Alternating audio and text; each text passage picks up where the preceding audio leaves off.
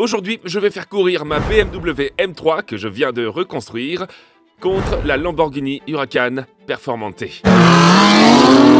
Mais la dernière fois que vous avez vu la M3, elle était mal en point. C'est parce qu'elle s'est écrasée sur une maison. Mais nous l'avons reconstruite et dans la dernière vidéo, nous l'avons déposée à la carrosserie pour qu'elle soit repeinte. Et après une longue attente, elle est enfin de retour. La voici! Oh! Ça a l'air fou. Ça a l'air fou! Regarde son air diabolique. Oh! La peinture a complètement transformé la voiture. Qui aurait pu savoir que nous avions fait tout ce travail sur la partie arrière maintenant? Elle est méconnaissable. Comment le saurait-il? Oh! Mais maintenant, nous devons faire une série de modifications pour améliorer le son, la prise en main, c'est dingue, et la puissance, pour avoir une chance contre cette Lamborghini. Wouh! La première étape est le pot d'échappement. C'est l'une des premières choses à faire pour rendre la voiture plus rapide. C'est parce que les pots d'échappement empêchent le moteur de bien respirer. Parce qu'à l'heure actuelle, surtout dans les voitures récentes, vous avez des OPF, des silencieux, des convertisseurs catalytiques, des boîtes arrière, absolument tout. Ce qu'un passionné d'essence déteste. Et je ne pense pas que je serais aussi déçu si j'achetais une BMW M3 toute neuve et qu'elle sonnait comme ça.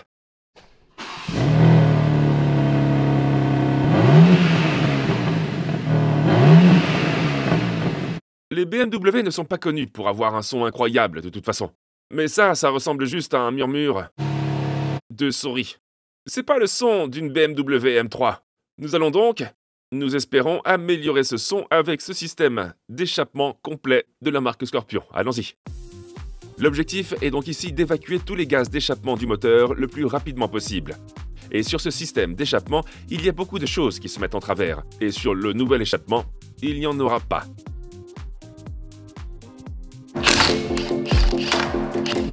La première tâche consiste à commencer à retirer l'ancien système d'échappement. Je vais déboulonner les suspensions du châssis de la voiture, et il y en a beaucoup. Et j'espère que nous pourrons abaisser ce système d'échappement en un seul kit complet. J'ai juste le capteur à défaire sur les OPF. Et la dernière chose qui les retient est cette petite barre d'appui ici. Et une fois que c'est fait, nous pouvons l'abaisser. Ça va tomber. Oh! Oh, c'est lourd! Oh, Oh! Ouais! ça a bien fonctionné. Oh mon Dieu, on a composé. Composé? Qu'est-ce que ça veut dire? L'ancien système d'échappement est maintenant démonté. Et regardez toutes les boîtes qui s'y trouvent. Ça va être jeté à la poubelle. Qu'est-ce qu'on va faire? Le jeter à la poubelle. Qu'est-ce qu'on va faire? Le jeter à la poubelle. Notre prochaine étape consiste à passer aux tuyaux de descente. Ce sont probablement les parties les plus restrictives de l'échappement. Il y en a deux, un boulonné à chaque turbo. N'oubliez pas qu'il s'agit d'une voiture à double turbo, mais comme ils sont tous deux boulonnés au turbo, ils sont assez difficiles d'accès. Ah! Et il ne faut pas oublier de déconnecter les sondes lambda. L'une avant l'embout et l'autre après. Voici un embout. Et nous sommes sur le point de démonter le deuxième tuyau de descente. Force! Ouais, je déconnecte la dernière sonde lambda, et nous y voilà. Oh! Ils ont mis un logo MA dessus. C'est dingue. C'est vraiment bien. Dingue! D'accord. Voici ce que nous avons. Un système d'échappement Scorpion complet pour remplacer celui de série. Il a un diamètre plus large et beaucoup moins de restrictions. T'es enthousiaste? Tellement contente. Tu sais que j'adore BMW. Vous êtes prêts? Vous êtes prêts? Nous avons aussi des tuyaux de descente. Moins restrictifs, bien sûr.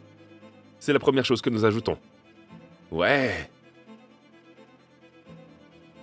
Avec le tuyau de plus grand diamètre, là encore, nous devrions atteindre notre objectif, qui est d'évacuer les gaz d'échappement aussi vite que possible en aidant le moteur à respirer. J'ai un tuyau de descente en place. Il me suffit de glisser mes mains sur le côté du moteur et de serrer le collier de serrage en V qui fixe le tuyau de descente au turbo. Ensuite, je vais installer les deux sondes lambda sur l'autre tuyau de descente. Et il y a une bonne montée jusqu'à l'autre turbo, que mon père essaye de régler en ce moment. En plus du système d'échappement, nous avons quelques modifications qui se complètent et qui devraient permettre d'augmenter la puissance de cette voiture. Les tuyaux de descente sont maintenant raccordés. Nous allons installer ce système d'échappement par section, en commençant par la partie avant. Ensuite, nous passons à la pièce suivante. Section centrale, Matthew. On y va. Et pendant que mon père montait la partie centrale, je m'occupais des soupapes. Ces choses sont donc les soupapes, qui s'ouvrent et se ferment sur l'échappement et le rendent plus ou moins bruyant. Il faut l'enlever de l'ancien pot d'échappement et le mettre sur le nouveau. Donc maintenant, les gaz d'échappement descendent ici, jusqu'à ce tuyau, et à la soupape qui se trouve dans cette section. Si elle est fermée dans cette section, les gaz d'échappement seront forcés de descendre dans cette zone, dans la boîte arrière, et de sortir par les embouts d'échappement. Mais, quand la soupape est ouverte, tout droit vers le bas, ouverte, tout droit vers le tuyau, bébé. Des bruits puissants. J'ai l'impression que ce sera trop bruyant. Les gens vont dire « Matt, tu sais que plus bruyant n'est pas forcément mieux ?» Et c'est exact. J'ai l'impression que, pour cette voiture, vous pourriez tous avoir raison, parce que je n'ai pas entendu de M3 qui sonnait très bien, pour être honnête. C'est controversé. On fait ça pour la puissance. On fait ça pour gagner en puissance. On peut donc battre une Lamborghini? Ouais. J'aimerais que quelqu'un argumente avec moi s'il a entendu un son de M3 qui sonne mieux, qui sonne bien. Évidemment, à l'exclusion de la M3 V8, mais la G80 ne l'est pas. Pour que cette valve fonctionne, il suffit d'un petit ressort, puis d'un moteur qui se trouve sur le dessus et qui s'attache à ce ressort. Et c'est l'électronique de la voiture qui lui dit de s'ouvrir ou de se fermer. Maintenant, je vais essayer de soulever tout ça d'un seul coup. Je vais simplement boulonner à nouveau les suspensions au châssis de la voiture. Vous pouvez voir ça ici, et il y en a aussi au milieu du pot d'échappement. Ensuite, je pourrai commencer à connecter tous les colliers d'échappement. Et bien sûr, les capteurs que nous avons déconnectés lorsque nous avons enlevé le pot d'échappement. Et enfin, je branche les soupapes d'échappement de chaque côté. Et enfin, les embouts d'échappement en carbone.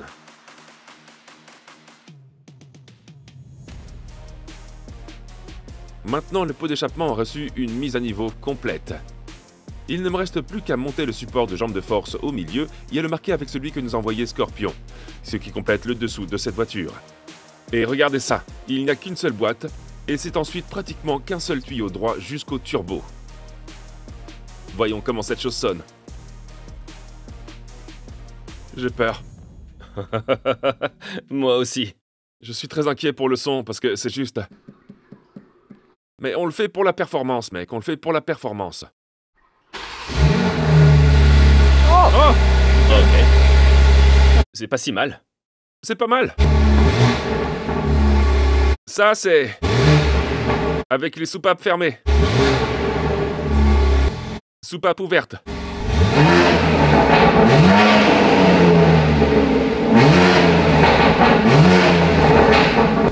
C'est pas l'une de mes voitures les plus sonores, mais ça n'a rien à voir avec l'échappement. J'ai utilisé des pots d'échappement Scorpion sur de nombreuses voitures, mais ces BMW ne sonnent juste pas très bien. Maintenant, le moteur peut expirer les gaz plus rapidement. Ce que nous voulons, c'est que elle inhale les gaz plus rapidement. Et c'est pourquoi nous avons obtenu une prise d'air et Venturi. Je vais juste dire ça comme ça pour embêter les gens. Un kit d'induction complet des Venturi. Cette chose a l'air incroyable. Tout ce qui peut être fabriqué en fibre de carbone est en fibre de carbone. Et est livré avec des cadeaux supplémentaires. Oh, un truc de malade. Ça va vraiment ajouter du style. Un grand merci à Imran pour avoir envoyé ce kit d'induction. Bien sûr que je n'allais pas dire non à tout ceci. Vous voyez, ce genre de choses, ça ralentit l'air. Je sais qu'il est censé bouger et être rigide, mais toute aspérité ralentit l'air. Vous devez considérer l'air comme de l'eau. Si l'eau touche des aspérités, elle crée des vagues. Les vagues ne sont pas bonnes, et on veut un flux d'air régulier. Et ça, c'est une citation d'Adrian Newey. J'étais sur le point de dire, tu cites Adrian Newey? Plus le passage que l'air peut emprunter dans le moteur est lisse, plus il s'y engouffrera rapidement. Et plus il va s'écouler rapidement à l'intérieur, plus nous pourrons faire entrer d'air dans le moteur. Et plus il y a d'air dans le moteur, plus la voiture est puissante. Nous enlevons donc le kit d'induction de série pour pouvoir installer notre kit amélioré. Regardez ça, on vient d'enlever ça. C'est pas approuvé par Adrian Newey, parce que... Regardez là. Oh, la dague. Ouais, il y a une dague. On va la remplacer par une version approuvée par Adrian Newey. Est-ce qu'on a le droit de dire ça? Bah, à ton avis? Ouais, à mon avis, c'est approuvé par Adrian Newey, parce que regardez ça. Oh. Flux d'air régulier, testé en soufflerie. L'effet Venturi. Je veux dire Venturi. Tu sais ce que c'est, l'effet Venturi? Beaucoup de carbone. Bah, tu sais, un exemple parfait, c'est quand tu as un tuyau d'arrosage et que tu prends le tuyau d'arrosage et l'eau sort très lentement. Mais si tu presses l'extrémité, l'eau va... Psst, elle sort très vite parce que quelque chose de grand entre dans quelque chose de petit et ça s'accélère. Et c'est exactement ce que nous faisons ici avec l'air. C'est un très bon exemple, pour être honnête. T'as compris? Oui, j'ai compris. Ouais, merci. Et c'est exactement la raison pour laquelle Eventuri monte ses filtres à cône avec le grand côté du cône tourné vers l'extérieur, pour créer cette sorte d'effet de tuyau pour essayer d'accélérer l'air dans le moteur. La seule raison pour laquelle les kits d'admission du fabricant ne sont pas aussi bons que ceux du marché secondaire est liée au coût, à la production de masse et parfois même aux émissions. Maintenant, je dois installer ce tuyau en silicone qui est nervuré, mais c'est seulement parce que le moteur bouge lorsque vous accélérez et que vous freinez. Il doit donc y avoir un certain jeu dans le kit d'induction pour s'assurer qu'aucun tuyau ne se détache ou ne se brise sous l'effet de la charge. Et la prochaine chose à faire est cet énorme tuyau en carbone avec le filtre à air qui est également monté. Je dois boulonner tout cela en utilisant les mêmes marques d'origine.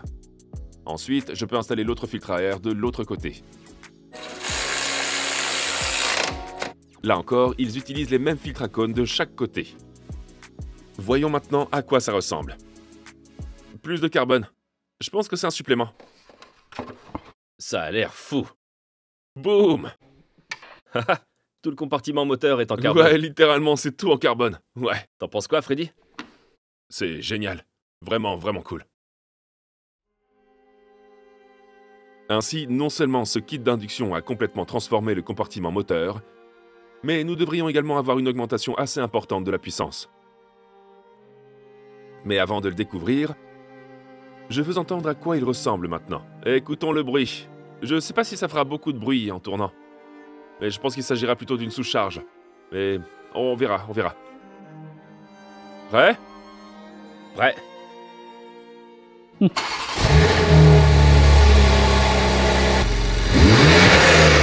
Oh yeah, il est cool. Ah ouais, c'est fou. Oh ouais!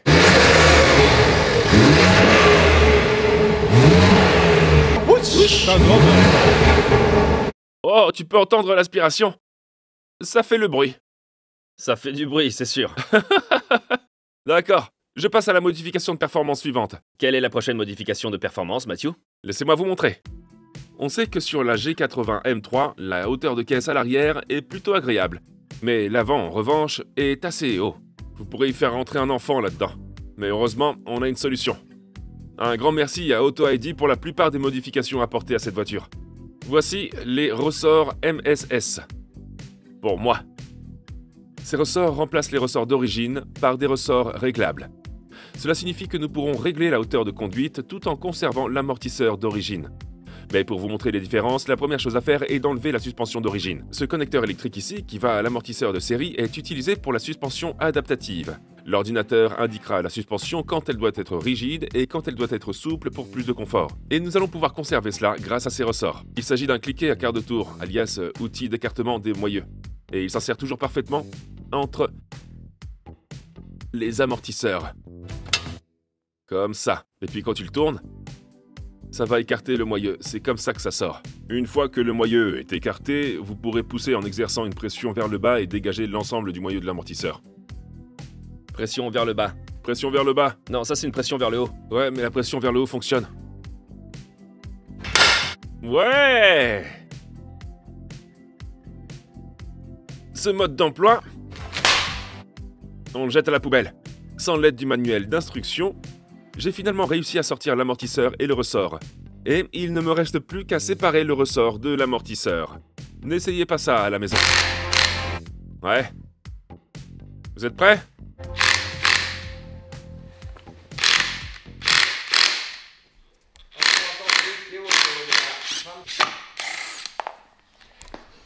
Des années d'expérience. C'était cool pour être honnête. Des années d'expérience dans un parking de restaurant. Mais il semble que Freddy n'ait pas aimé ma technique consistant à retirer le ressort de l'amortisseur. C'est comme ça que je procède. C'est comme ça que... c'est des années d'expérience. Tu te tiens dessus, comme ceci. Mec, c'est dingue! C'est vraiment dingue! Tu sais ce que j'ai remarqué sur n'importe quelle chaîne YouTube américaine? Ils mettent vraiment un accent sur la sécurité par rapport au Royaume-Uni. Ouais, parce que ça peut te tuer. Ouais. Ça peut vraiment te tuer. Tu sais ce que je pense? Sécurité sociale. Nous devons enlever ce siège à ressort parce qu'on ne l'utilise plus.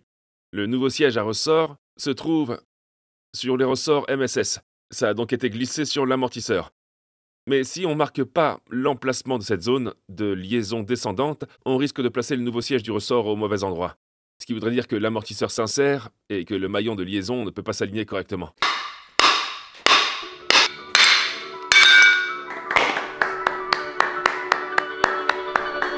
Maintenant, c'est au tour du nouveau siège de ressort que nous devons glisser sur l'amortisseur à l'endroit où se trouvait le siège d'origine. On fait tomber celui-là, ensuite on met ça, on met le ressort. Boum. Ensuite, on va mettre celui-là. On met le cache-poussière et le nouveau pare-choc. Et enfin, le support supérieur d'origine est monté pour serrer le tout. Mais je pousse! Pousse plus fort! En fait, nous avons des compresseurs à ressort, mais nous avons décidé de ne pas les utiliser. Je vais faire une pause. Et voilà un amortisseur de stock terminé avec le ressort réglable MSS.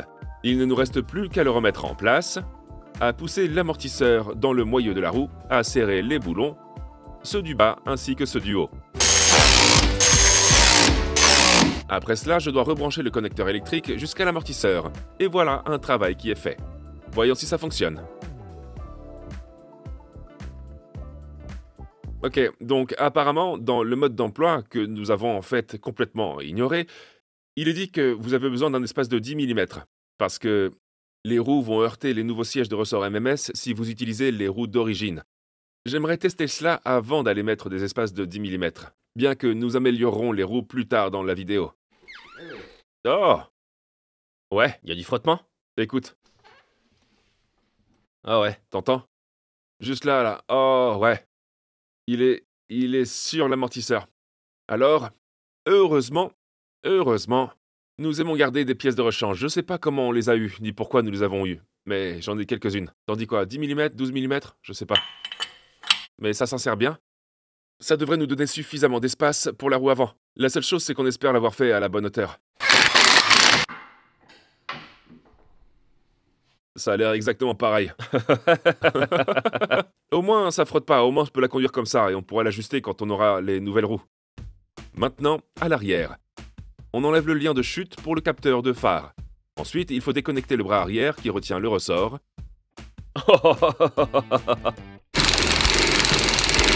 Maintenant, l'arrière devrait être plus facile que l'avant. Il y a beaucoup moins de suspension à l'arrière. Mais nous découvrons plus tard quelque chose qui met un énorme bâton dans les roues. Nous avons maintenant retiré le boulon de la jambe de force et du bras inférieur. Je peux maintenant faire glisser le ressort arrière. C'est aussi simple que ça. Et n'oublions pas que nous ne changeons que le ressort arrière. Vous pouvez voir à quel point l'installation des MSS est maintenant plus courte. Et ce collier noir est le dispositif de réglage. Il se place entre le ressort orange et le ressort noir. Plus on enroule ce collier noir, plus l'arrière de la voiture sera haut. Et nous savons déjà que l'arrière de la voiture n'a pas besoin d'être vraiment trop modifié, car elles ont une assez belle hauteur par rapport à la norme. Alors pendant que mon père monte le côté gauche de la suspension, j'ai commencé à faire le côté droit. Et voilà le train arrière à peu près complet. Nous pouvons maintenant terminer les petits travaux comme la doublure de l'arceau à l'avant et à l'arrière. Et petit à petit, cette BMW M3 prend forme. Qui aurait pu savoir qu'elle a été victime d'un énorme accident? Enfin, nous pouvons mettre les roues, l'abaisser et vérifier la hauteur de caisse. Allez. Oh. Ouais, je pense que ça a l'air... L'avant est un peu haut. Une fois que le frein de stationnement sera enlevé, ça fera baisser les charges. Tu crois? Ça a marché la dernière fois, on a eu ça de différence. C'était fou. Retourne maintenant.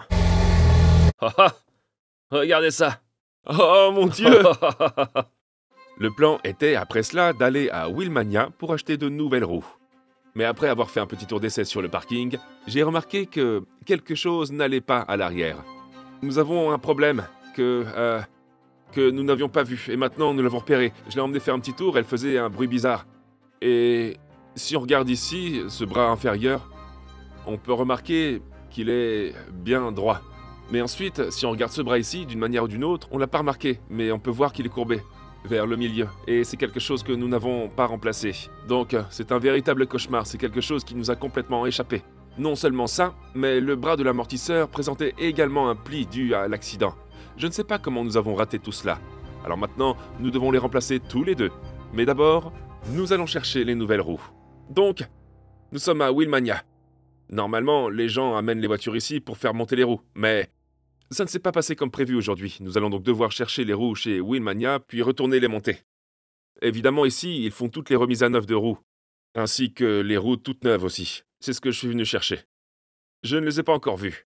Les gars sont déjà montés, et on espère que tout se passera bien aussi. Mais à chaque fois qu'on vient à Wheelmania, c'est normalement un 10 sur 10. Ils s'adaptent parfaitement bien. Donc, allons jeter un coup d'œil aux roues de la BMW M3. On a opté pour une taille légèrement différente.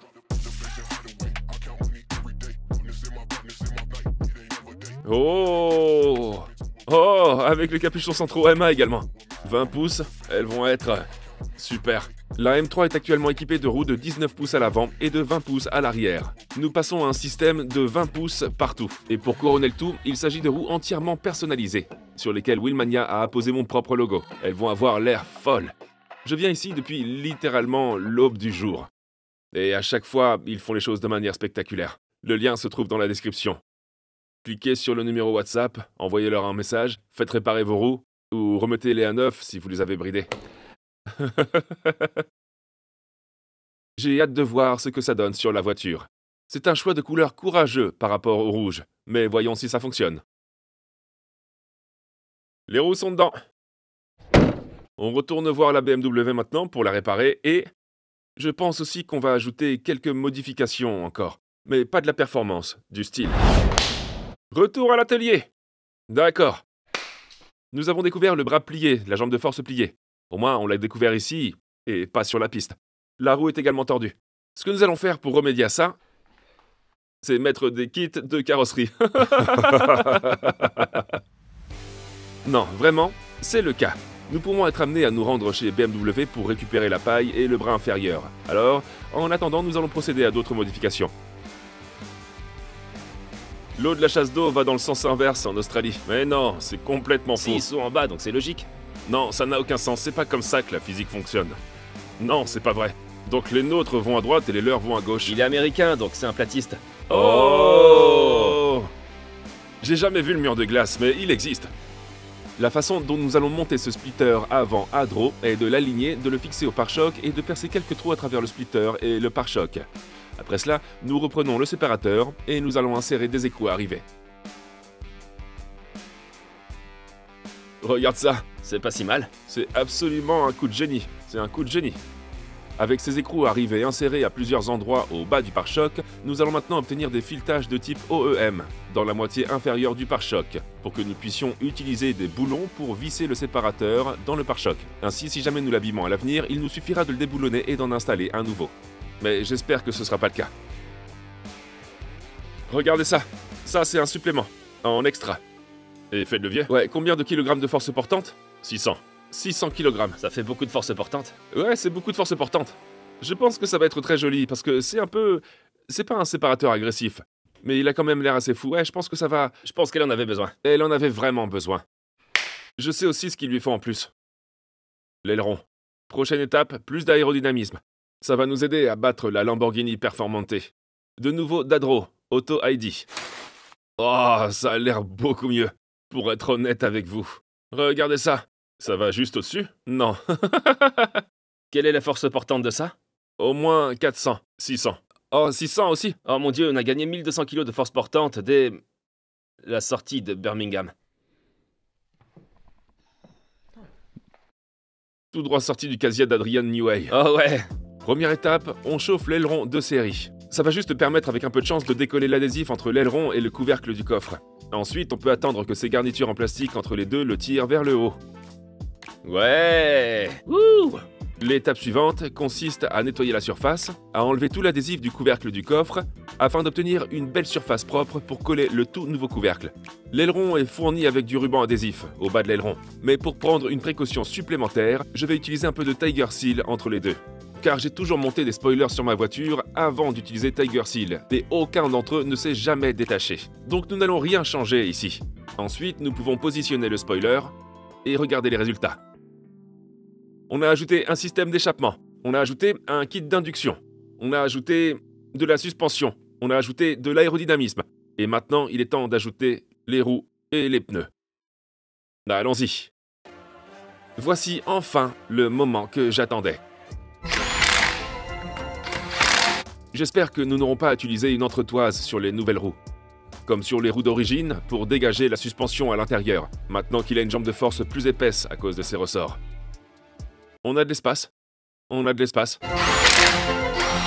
Et excellente nouvelle. Voyons maintenant ce que ça donne. Ça a l'air fou, regardez cette partie avant maintenant. Oh ouais, on a des phares jaunes. Ça a l'air fou. Ouais mec, ça a l'air d'être un truc de malade. C'est vraiment en train de se mettre en place maintenant. Qui aurait cru qu'elle serait aussi belle? Mais nous n'avons pas encore terminé. Passons aux jupes latérales. Nous avons ces jupes latérales en carbone Hadro, qui, je pense, vont couronner le tout. Elles vont joliment rejoindre le splitter avant sur le côté de la voiture. Celles-ci sont entièrement en fibre de carbone. Et maintenant que nous avons la voiture et les roues et que nous roulons, il est beaucoup plus facile de les monter de cette façon. Oh ouais, c'est cool. Sexy, n'est-ce pas? Wheelmania a encore frappé à un grand coup. Regardez-moi cette transformation. On est arrivé à BMW. Espérons qu'ils vont sauver la mise à notre amortisseur et à notre bras inférieur cassé. Et j'espère et je prie pour que ce soit notre seul problème. Je sais pas comment on ne l'a pas vu. Amortisseur arrière, Et voilà. bras arrière et boulon. Super. Ouais. Merci. Environ 700 livres sterling plus tard, nous avons le bras et l'amortisseur. Passons maintenant à Alumi Motorsport ou Alumai, peu importe la prononciation. Nous avions déjà réservé la voiture ici pour un alignement des 4 roues, après avoir démonté les suspensions et les roues. Mais maintenant, il semble qu'ils doivent également monter l'amortisseur dans le bras. On a besoin de ce bras arrière, on a besoin que cette jambe de force soit refaite. Et aussi, on va obtenir un alignement correct des 4 roues pour nous donner de meilleures chances de battre cette Lamborghini Performante demain. Mettons-la sur la rampe pour voir les dégâts. Ces types sont basés sur le circuit de Donington, et ils y installent un grand nombre de voitures de course. Et avec ces gars qui mettent en place toute la suspension et l'alignement à partir de maintenant, nous aurons les meilleures chances de battre cette Lamborghini. La première chose que Rob doit faire est de remplacer le bras inférieur. Il dessert les 3 boulons qui le maintiennent sur la voiture, et vous pouvez voir maintenant la différence entre les deux. Voici le Boeing 747. La prochaine chose à enlever est l'amortisseur électronique. Quelques boulons qui le maintiennent sur le châssis, puis il est sorti. Cette somme s'élevait à 590 livres sterling. Je ne sais pas comment on a fait pour ne pas voir cette déformation. Nous pouvons voir à quoi ça doit ressembler ici. Rob doit maintenant transférer certaines pièces de l'ancien amortisseur sur le nouveau, et il peut alors commencer à le remettre en place, de la même façon qu'il l'a enlevé. Ensuite, il peut revenir sur le bras inférieur. Nous avons également acheté de nouveaux boulons. Une fois le bras installé, il doit également glisser les nouveaux ressorts MSS. Il met le boulon inférieur pour l'amortisseur, serre le tout, et voilà le travail qui est terminé. Mais vous pouvez voir qu'une grande partie est réglable à l'aide de ce boulon. C'est le prochain travail. Bon, tout est nickel. On va maintenant pouvoir découvrir si tout est réellement droit. Je regrette un peu de ne pas avoir tout remplacé, comme nous avions dit que nous le ferions. Mais nous avons pratiquement tout remplacé à part le moyeu de la roue. Maintenant, elle va être placée dans le support d'alignement des roues. Et on va voir à quel point elle est éloignée et si on peut la rendre parfaitement droite pour être prêt pour le banc d'essai. Tout d'abord, les gars vérifient la pression des pneus à chaque virage et s'assurent qu'ils sont tous identiques et à une bonne pression de fonctionnement. Ensuite, ils passent à la mise en place du kit d'alignement des roues sur chaque roue en s'assurant que les volants se cognent bien au milieu. Ils peuvent alors voir tout sur cet écran et savoir à quelle distance se trouvent toutes les roues. Et l'arrière gauche était assez éloigné. Voici quelque chose que je ne savais pas. La mesure se fait en temps. Donc on mesure en degrés et en minutes. T'as 60 minutes dans 1 degré. Donc en fait c'est assez proche de 2 degrés. Ça représente 1,30 degrés. Évidemment le côté qui a tout remplacé à l'arrière, donc je ne suis pas surpris qu'ils soient tous sortis. Ouais. Donc là ça montre qu'on est à 10 minutes. 15 minutes c'est un quart de degré. Donc t'as un peu moins d'un quart de degré vers l'extérieur. Ok, et on a environ 1h30 sur l'avant. Donc vous comprenez l'idée. Tout est mesuré si près les uns des autres. Alors maintenant, les gars sont en train d'ajuster chaque côté pour qu'il soit parfait. Et comme j'ai ajouté ces ressorts d'après-vente, nous ne sommes pas à la hauteur de caisse d'origine. Ce qui signifie que nous n'obtiendrons pas les chiffres d'origine pour le réglage de la géométrie. Ça, c'était avant, et ça, c'est après. En fait, nous avons une configuration beaucoup plus agressive, qui va en fait être parfaite pour nous sur la piste. Les gars ont fait un essai rapide routier pour s'assurer que tout était parfait, et ils nous ont donné le feu vert. Merci Alumai Motorsport. Nous allons maintenant à Mallory Performance. Nous avons un voyant moteur sur le tableau de bord, car la voiture n'est pas contente des modifications que nous avons apportées. Donc, en ce moment, la M3 va sur le banc d'essai, pour que Phil puisse régler la voiture, pour qu'elle sache qu'elle a toutes ces modifications supplémentaires. Il peut alors en tirer le meilleur parti. En version standard, ils ont une puissance de 510 chevaux. Voyons ce qu'ils donnent. Le ventilateur est en marche. L'air aspire d'ici. Il aspire tout ce qui a aspiré. Il l'attire jusqu'au bout. 510 pour la première manche. On met la ceinture. «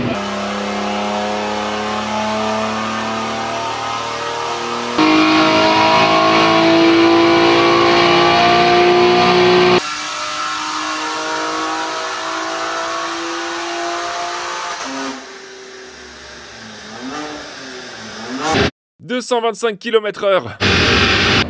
Nous y voilà. 551? Pas question. Ah, des kilomètres. 551 chevaux d'emblée. C'est pas croyable. 551 Et 700 et Nm. 700 Nm.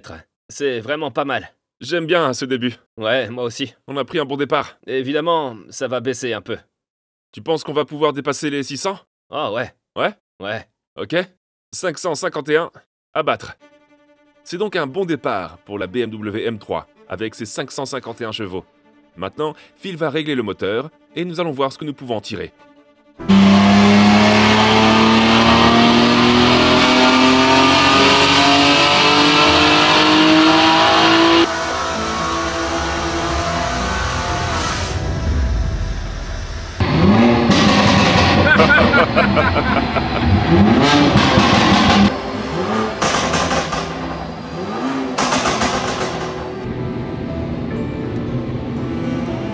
On vient de mettre énormément de puissance. Oh, j'y crois pas. Lors de notre premier essai, nous avons obtenu une puissance assez élevée. Mais Phil n'était pas satisfait de la façon dont la puissance était délivrée. Alors il a fait quelques ajustements, et voici ce que nous avons obtenu. 644 chevaux et 816 Nm de couple. Une augmentation considérable. Ça va être complètement différent maintenant, et avec un peu de chance, on n'aura plus de voyants. Merci Phil. Pas de problème, Matt. Où est-ce qu'on peut voir tes vidéos, Phil ? La vidéo de Matt et moi en train de faire cette voiture sera aussi sur ma chaîne, que Matt mettra dans sa description. Alors, si je peux avoir un grand nombre d'abonnés, ce serait vraiment génial, merci.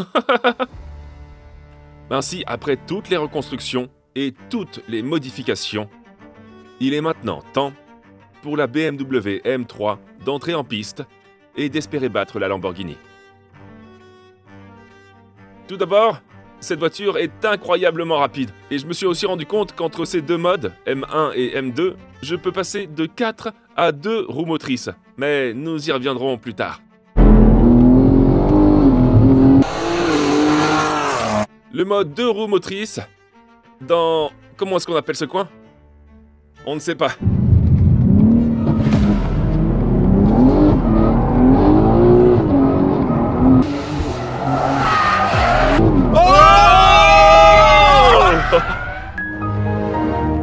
Il s'en est fallu de peu pour qu'il y ait un accident.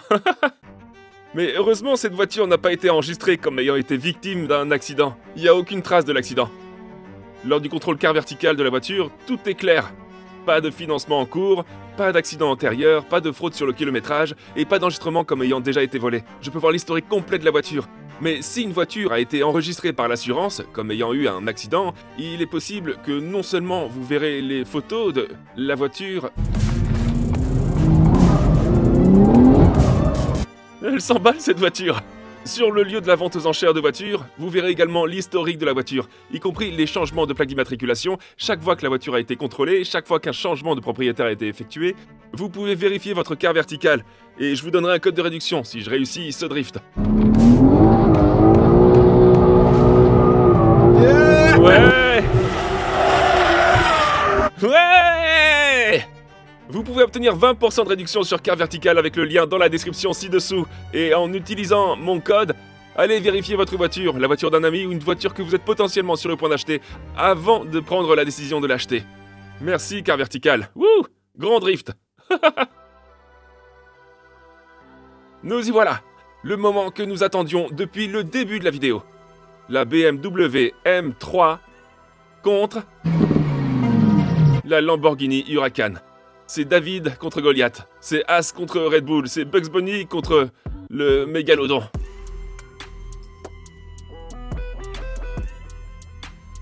Ben est au volant de sa voiture. Nous avons déjà perdu 2 fois. 2 fois. On dirait que ça va être un hat-trick. C'est exact. Nous avons déjà perdu 2 fois contre Ben ici. La Porsche GT3 a perdu. De vraiment très peu, et la McLaren 720S a perdu aussi, même avec l'ex Stig au volant. Un avion de chasse. Ces 2 voitures sont des propulsions arrière. Mais j'espère que ma berline à 4 roues motrices et à 4 portes aura une chance contre la Lamborghini cette fois-ci. Je me suis demandé si elle faisait le poids, mais après avoir vu tes tours d'entraînement, je trouve qu'elle a l'air un petit peu lourde. Elle est lourde. 1,8 tonnes. Ce qui est lourd comparé à la tonne 6 de Ben.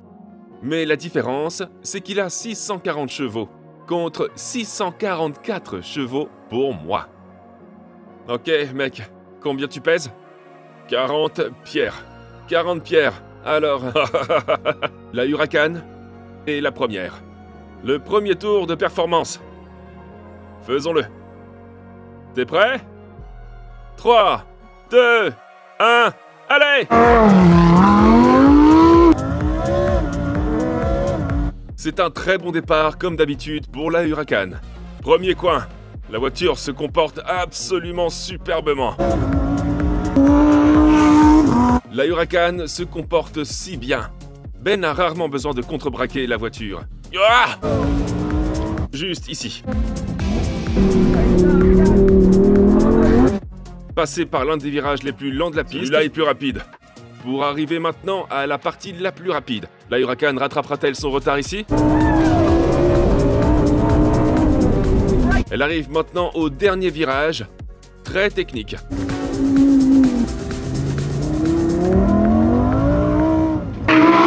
Et elle passe la ligne. Il l'a fait passer au-dessus de la ligne. Oh mon Dieu! C'est pas l'arrivée que je souhaitais pour la vitesse.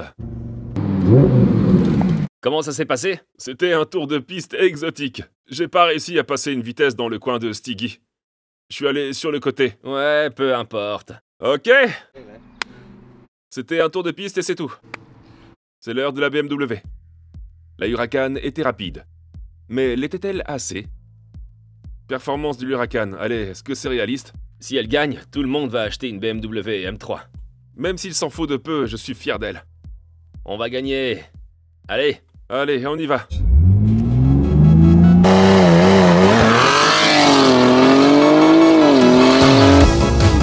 Ouais! Je sens le lecteur X qui fonctionne instantanément. Oh mon Dieu, il vole. Si tu te fais battre par cette BMW, c'est vraiment gênant. Je me laisserai pas battre. Allez, BMW! Je vais prendre beaucoup de vitesse dans les virages. J'essayais de faire en sorte que ce soit le plus ordonné possible. Moins je dois appuyer sur la pédale de direction, plus j'arrive rapidement. Dans la zone technique. On a une bonne sortie ici, où on peut vraiment sentir le poids de la voiture. Joli, joli! On sent le transfert de poids. Allez, on y va. On a une baisse de puissance, allez! Allez, BMW. Ouh! D'accord, je pense pas qu'elle soit aussi rapide que la Huracan, je vais le dire. Mais je pense qu'on l'a fait. Je pense qu'on a fait un bon tour de piste. Mais c'est sûr qu'elle est pas aussi rapide que la Huracan. BMW, si on se rapproche de cette Huracan, je serai fier de toi. Je serai fier. Mais vraiment, je pense pas que t'aies l'étoffe d'une supercar. Mais qui sait? Qui sait? Oh mon Dieu! Ne dis rien, ne dis rien. Non, s'il te plaît, pas après tout ça. Tu crois que tu t'en es bien tiré?